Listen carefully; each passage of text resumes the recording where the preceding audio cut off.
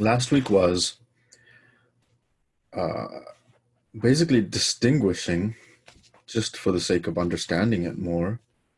There is experience that we have, right? There's what we experience emotionally, prospectively.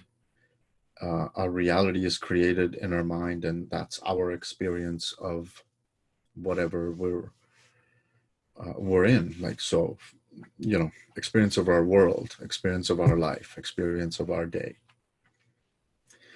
And how I see it is that there is always a feeling involved, even if it's not, a heavy emotion, which quite often we want to talk about heavy emotions, or quite often the world wants to figure out their heavy emotions. Something I used to do quite a bit, go on this chase of trying to figure out my guilt and shame and all that. But if it's not also that, if life is still good, if life is still happening, we're still having an experience of emotions, perspectives, sensations. And to us, that is our, like, we often identify ourselves with it. I'm feeling anxious, or I am anxious, or I'm having a pretty good day because so on. What's behind that is the potential for experience, and that's kind of the distinction between experience and potential for experience. And the potential for experience is just a rich, undecided space. Like, it is a space where experience comes from. It's a space where sensations come from. It's a space where obviously thought comes from and creates these perspectives and emotions. And that potential is what we really are. But because it's so invisible and unexplainable and so vast and so rich, it's not even something that we can understand as human beings. We often miss it. The experience itself is quite compelling. It's quite visible.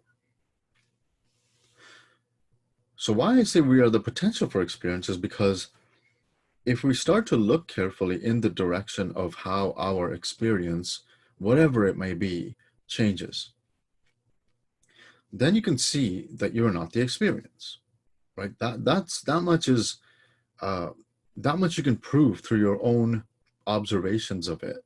If you carefully look there, slow down and stretch it, you will see that your experience of reality changes every moment. And if you're not slow enough, then it looks like you're having the same experience all day or all week or all year even. But even if it looks like it's happening all day or all week or all year, it's actually changing every moment in a very subtle way.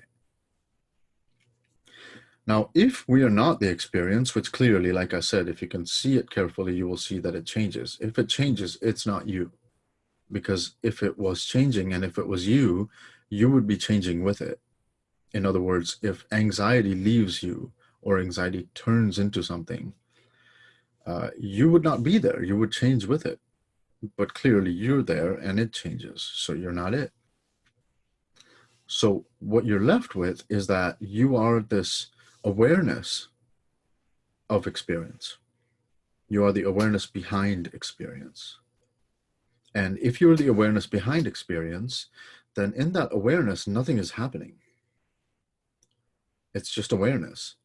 Because even for us to go into whatever we're experiencing, you would have to be aware of the experience before you can be in it.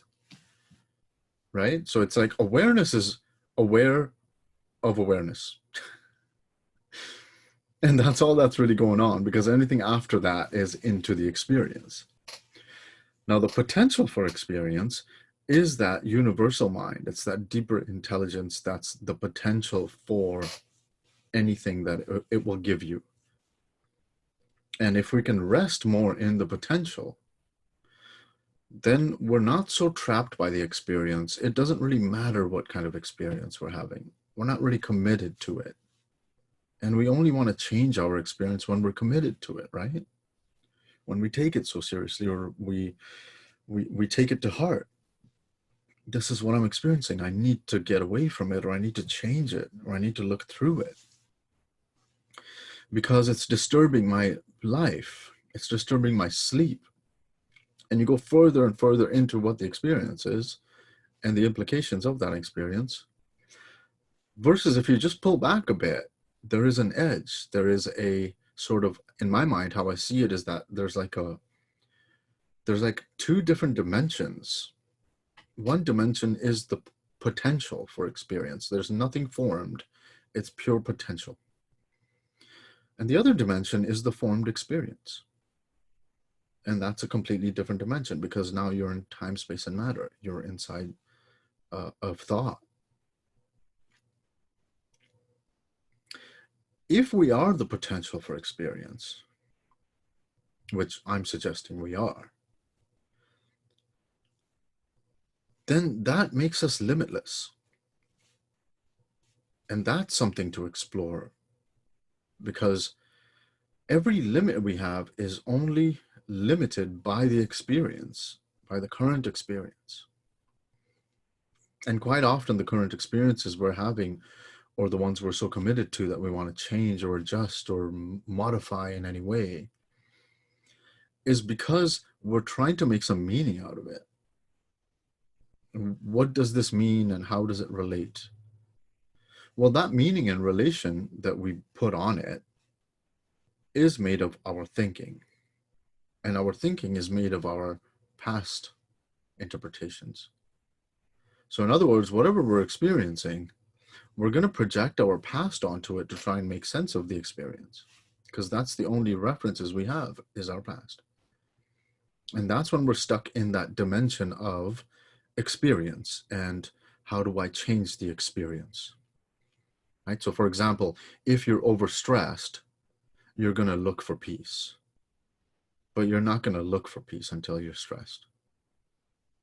And the way you notice if you're stressed is that first you have to be aware that you're out of balance. There's something not in harmony within me.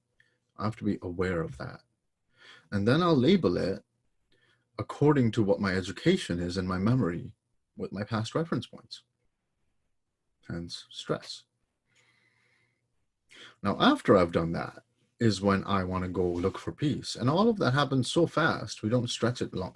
We don't slow down and stretch it long enough to see that that's what's happening. But all of that happens in my mind within 2 seconds. Oh my God, I'm so stressed. I need some peace of mind. Well, how do I get peace of mind? And then we start looking at what we think is going to work. Meditation, yoga, journaling, breathing, running, anything, unhealthy habits, eating more sugar, more drinking, more TV, whatever it is, we're trying to escape our current experience. And we go in this circular pattern of trying to look for things that will get us back into our peaceful state. All of that, everything I just said around experience and trying to get from stress to peace, is completely unnecessary, for one. And number two, it doesn't work. It just doesn't work. And I know that's a little bit of a bold statement to make, because people will say meditation works, yoga works, it's proven, right? Well, it might work temporarily, and it might work to a degree where it will get you managing your experience of stress, but it will not, and when I say it won't work, it will not work in terms of getting you back into a limitless potential for experience. Completely no ceiling. You can have any experience at all, of reality that's available, but you can't get it from trying to get away from an experience or trying to adjust it. Like we're already in judgment state when we're doing that. We're judging our experience. You see, so that inside of experience, there's a lot of noise. There's a lot of, oh, let's do some yoga and let's do some meditation and let's do this and let's do that. And, we're adding things and accumulating. all these practices that we think are going to get us back to our peaceful state. Whereas realizing changes all of that, because we realize that there is a potential inside of us that's 24 hours a day, it's there. And it never, ever, ever runs out, ever. It's completely reliable. You can rely on it to give you another experience the next moment from now. And it has no pattern to it, which I think is one of the most important things, because it's not running on references. It's not running on, right? It's not giving you what you've already seen or are familiar with. It's giving you something completely brand new, completely fresh. It has no traces. And in that potential, if we can realize that, which is a fact of life, right? Everyone is a potential for experience, not what they experience. Then you're making yourself available to that. You're not so much interested in what it's producing as experience.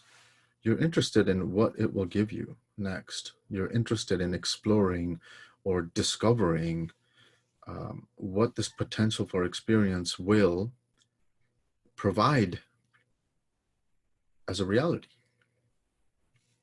How it does that within us, right? So the first part is the distinction. There's experience. There's potential for experience. The experience is already formed. We are not it. If we identify with it, we go on a chase of trying to get away from experiences that we don't prefer. If we don't identify with it and we discover the potential for experience, we don't need the chase. We're not interested in whatever experiences we're having. We're not taking them so seriously because we don't identify with them. Hence, we don't need to change them at all. And we're in the potential for experience. And we're making ourselves available for a brand new experience. How that happens is through thought. Not our thinking, but the nature of thought, the principle of thought, something that's available for everyone, and how everyone experiences reality, because we're all living in a world of thought. We're not living in the world of, reality. We're not living in the world of circumstance. We're living in the world of thought. We're feeling our thinking.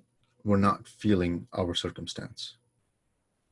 So our emotional experience is also a product of whatever thinking is happening, not whatever's happening outside of us or what happened in the past. So the how piece is we experience potential through us that turns into a reality by the principle of thought, through the principle of thought. And with that thought created experience, we live in it. That's what becomes our world for that moment. If we don't know that that's what's happening, then we are more likely than not looking at what the thought is creating rather than the fact that it's thought creating, right? There's such a subtle but huge world of difference. Thought creates a world, and we get into the details of what that thought is, what that thinking is pointing to. Is it the past? Is it the future? Is it the current circumstance? Is it the emotions that it's creating? And whatever we land on, we'll try and investigate, and we get tangled up because we're inside of our thinking at that point. Versus if we can see that it's thought creating it. Again, we're zooming out and going, oh, it's a thought created experience. Well, what kind of experience? It doesn't matter. It's a thought created experience. A thought has come in, has created a reality for you. It will create a story, emotions, perspectives, sensations, meaning, references, judgments. All those things are created by thought. You pick any one of them and you can go down that rabbit hole, and you will go on a chase of trying to adjust and fix it because it's already formed. And when you settle on something that's already formed, you are then concluding, and when something in reality comes to it or against it, it creates a conflict. But the conflict is not what you're facing. The conflict is there because you've concluded on something. Right? I've settled on the color blue. I love it. Now you give me red, everything, and I'm like, man, I just not feeling it. There's a conflict here. Conflict is not with red. The conflict is my commitment with blue. My conclusion with blue is creating the conflict. Red is just what's happening right now. Next moment will be orange. Next moment will be green. If I'm not committed, I'm clear, and I can experience whatever's coming completely neutrally and in harmony. If I'm committed, if I'm concluded, I cannot experience what's coming. I can be in conflict with it. Does that make sense? So that's the how part, is that through thought, we're getting this potential for experience that comes in through thought to us, into our consciousness, and paints a picture of reality for us.